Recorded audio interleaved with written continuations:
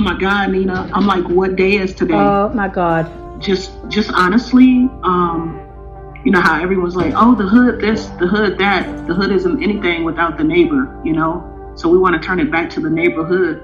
I keep reminding myself, no matter what happens in the course of the day, it's not about me. You know, we have to spiritually say what is kind, what is beautiful, what's going to help, you know, and remove yourself and think about, you have children, seniors, families. Right. It's basic instinct to feed. I mean, like, everyone has to eat. So what I'm doing now is a free meal program. So, of course, because I work in the community and I partner with so many different youth organizations, from YJC to YOU to Family Focus to Boys and Girls, Chicago, just so many different organizations.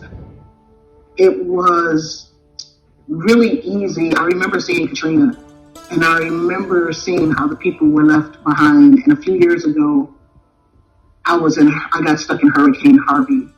And just out of those two things, I remember the first thing that was just the most basic necessity was food ran out. People didn't have money.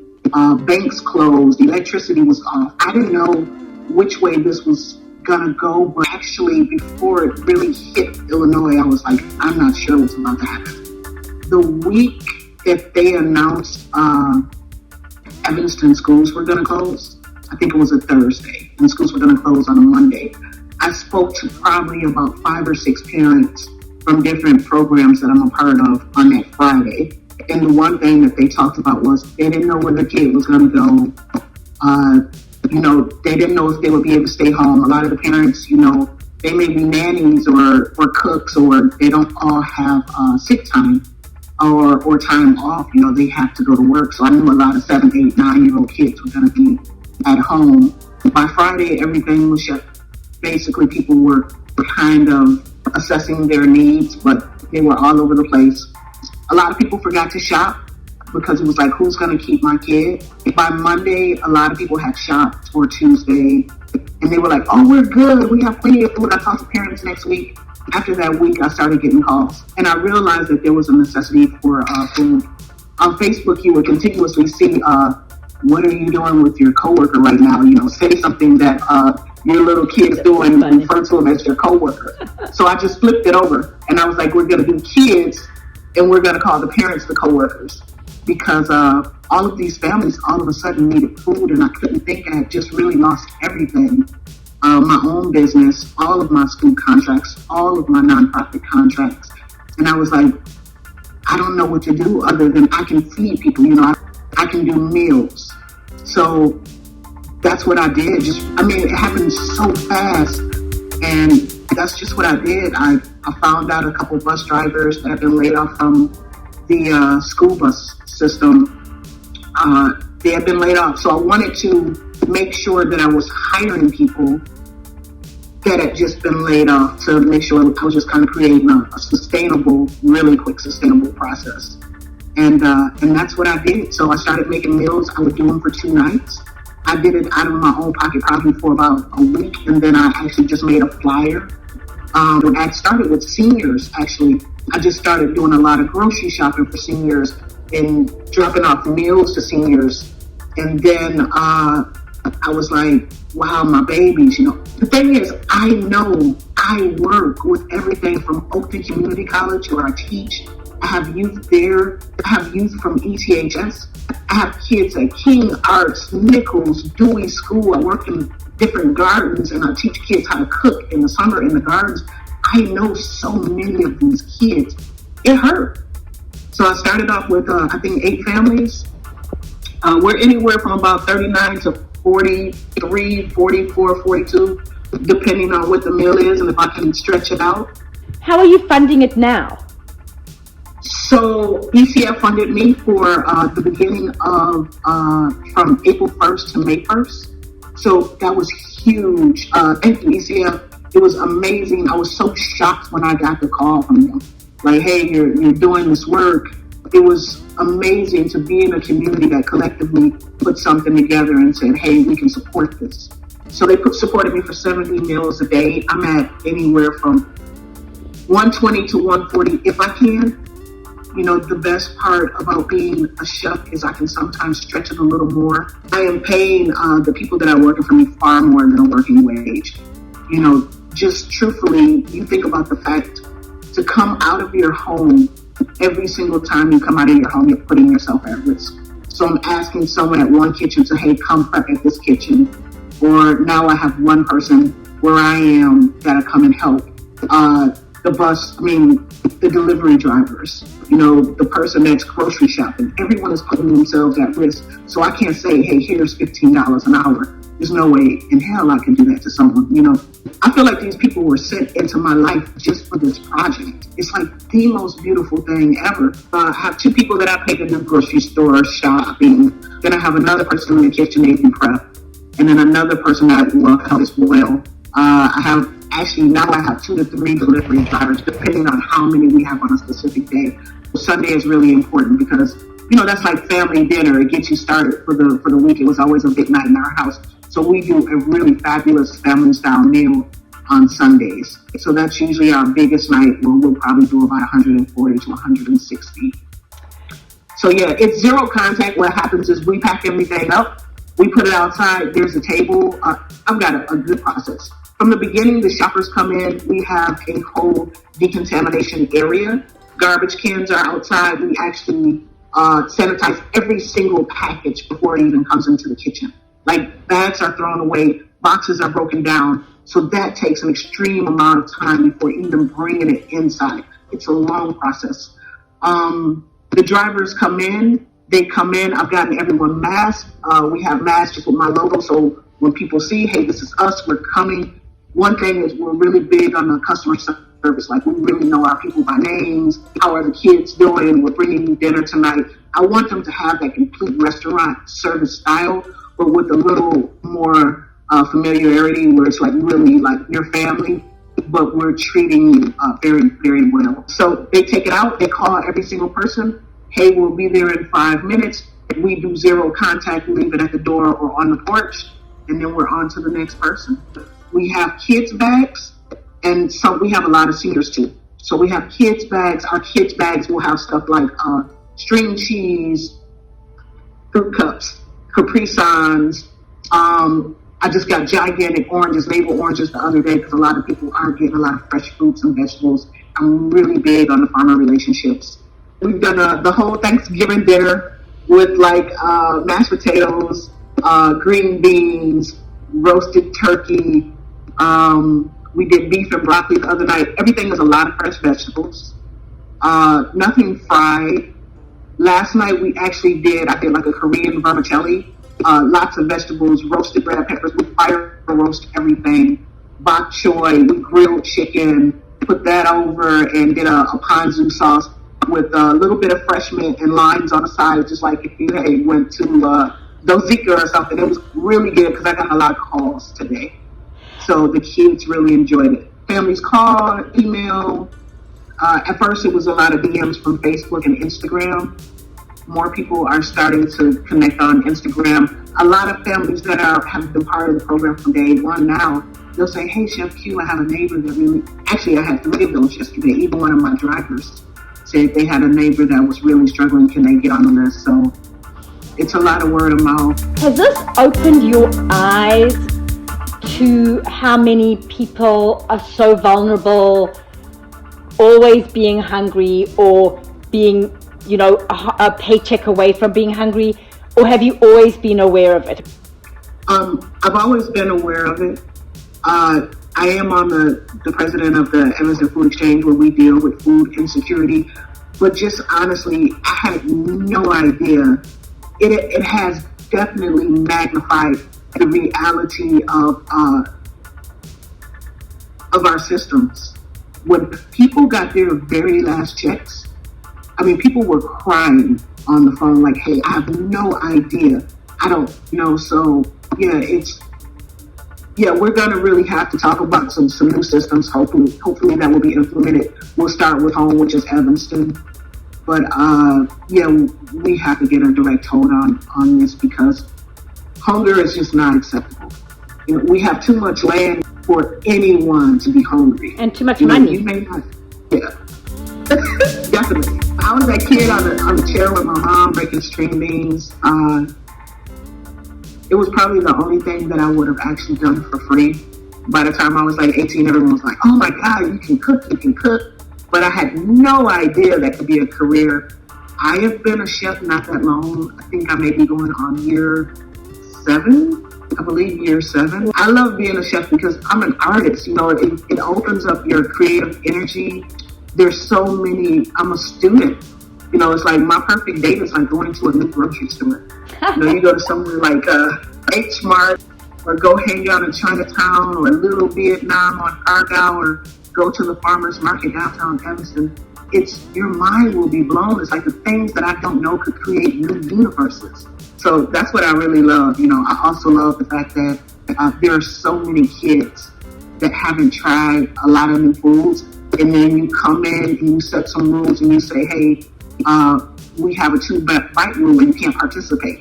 You can't yuck my yum. And these kids whose parents tell me before they sign up for a class, they're not going to eat this, and this.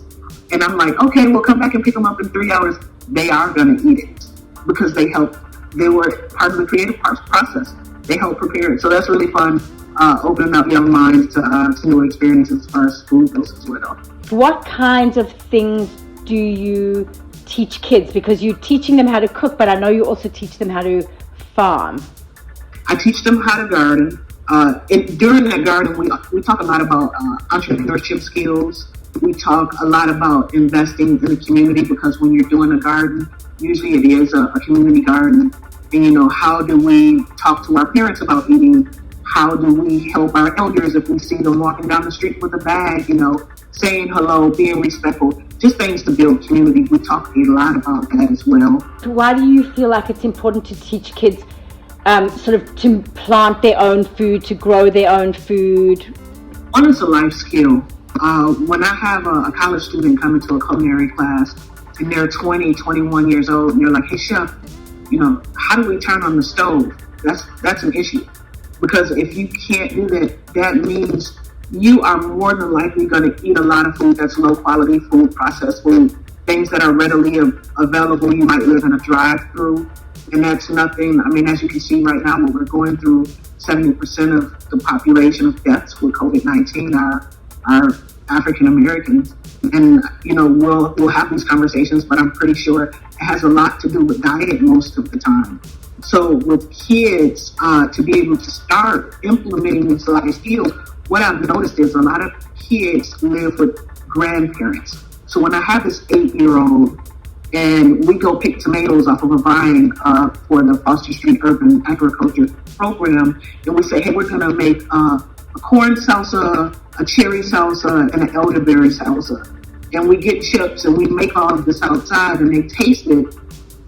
In the beginning, they're like, I don't want to eat that. But after they put it together and they're tasting it, and I'm saying, tell me what this tastes like. Give me a flavor profile. What does it feel like on your tongue? Is it mushy? Is it soft? Is it sweet? Is it crunchy?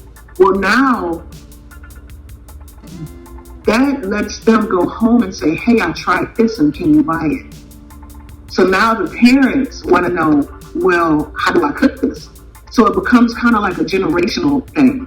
So it's really easy to implement it with a child, because parents want to make stuff that children are going to eat. The idea of urban gardens and teaching kids about growing your own food, it's like for health purposes and dietary purposes, and also yes, economic. But right now, I think this would be the best time in the world for people to buy a pack of seeds. I get pictures from parents who just planted seeds at the end of February, beginning of March, and they have plants. They have lettuce now. So especially right now, it's an activity. If you get outside, it's exercise, and then you get to consume it. So yeah, that's your baby. The majority of people who you are serving, and also the majority of people who you work with and teach, are African American, right? Probably 70% are African American. Right now, the majority of people that I'm serving are not. As far as the food program, it's everyone. It's anyone that lost a job right now. So no, it's not just African American. I have Oh my goodness. I have Asian, Latino, European. Everyone has been affected by this. So I've lived so many places. For a couple years when I was a kid, I lived in Evanston. So I feel like this is the return. I have family lineage here. My great-grandparents, my great-great-grandparents, they were the first people to open up a business in Wilmette, and then they moved around central area. So my grandmother, my great-grandmother, they all went to foster, which is now Family Focus. My mom went to foster. The library there, the Edmund Sutton Library, that's my aunt. That's there. So she actually raised my mom. So I have so much history. It was amazing to move to Evanston or move back as an adult and realize I've heard this history about the Fifth Ward forever. So that's how I really became involved in the Fifth Ward, because I wanted to be a part of that. Such a rich culture. I moved around. I've lived, oh my goodness, I've lived Atlanta. Our family lived in New York, Michigan, and then being a chef, I've traveled so much. But my father had a farm. Well, we still have the land, a farm in Sonoma, Georgia. So he also had a Hillel poetry shop. So in Michigan, or in Detroit, which is it was a place called Eastern Market. It is the country's largest farmers market. So I spent my time between that and the farm in Georgia, going back and forth after my parents were divorced. So I spent my summers with them. So it was really easy. You know, I was slaughtering chickens as a child. You know, so we were cooking food outside and picking corn. And we had geese and ducks and cows and chickens and goats. So I had the city in the wintertime, and then the summer, you know, summers with the farm. So they were in Atlanta, and had he been a farmer before, or did they get divorced and then he became a farmer? They left from Brooklyn. He had more than one wife and children, and I grew up in polygamy. And I think the farm was the smart thing to do economically. So let's get some land, let's grow. And then he opened a poetry shop, because he worked in a poetry shop. He ended up buying it. And so he went back and forth. I was raised in Islam. Did you grow up with your dad, your mom, and his other wife or wives? So you know the wives, you know your brothers and sisters. You have dinners together. It's a very well ran partnership. I mean, as a kid, it was awesome, because like I was like the only young kid. I have brothers by my mom, but they're so much older. So you know, as a kid, it's like, oh my God, I get to hang out with all my brothers and sisters. You know, we loved it. But it's all you know, so you don't know anything different. You know.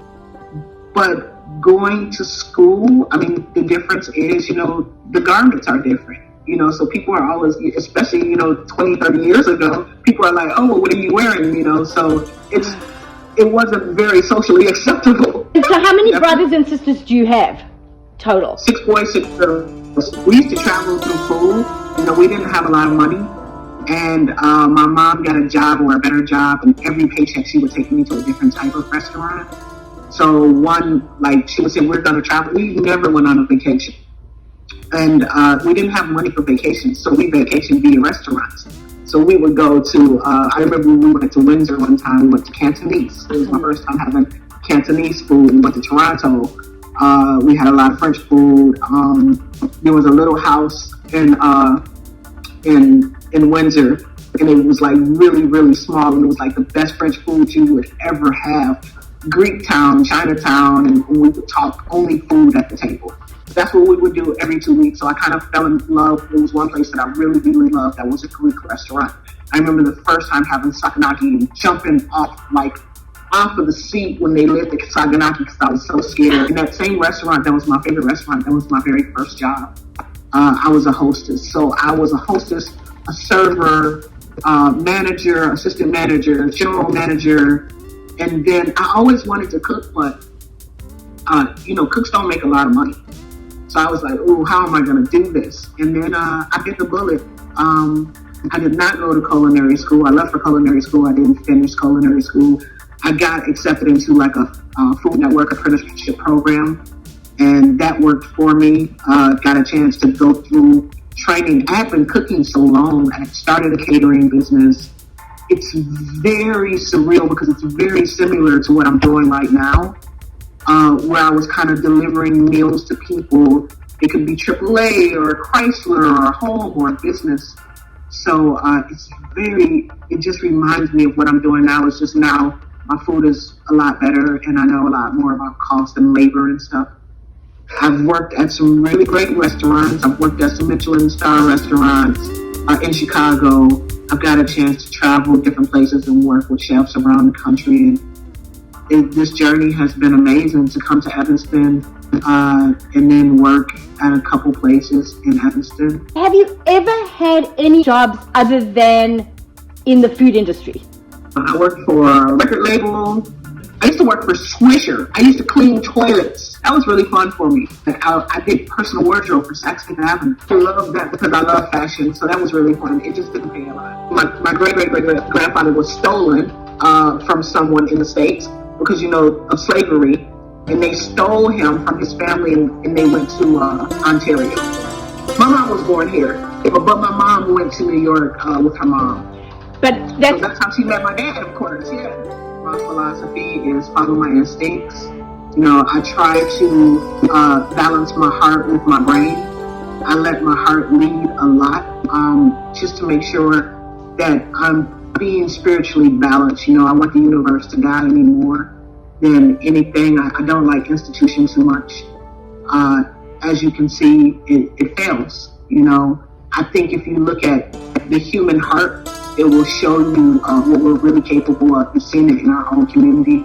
So I'm just trying to be very love-centric, and stay spiritually balanced.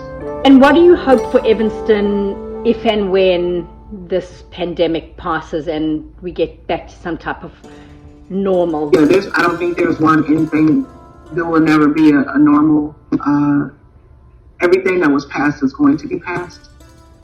I do believe, I hope Evanston will be able to assess what has happened in our community and create new ideologies on how to combat that. We need to be open to having real conversations and coming up with real solutions. And community needs to be community. A lot of people have a lot of ideas and thoughts, but there has to be a seat at the table to create equity. But if you want to see changes, you have to be willing to help with that process, even if it just starts with you. What am I going to do?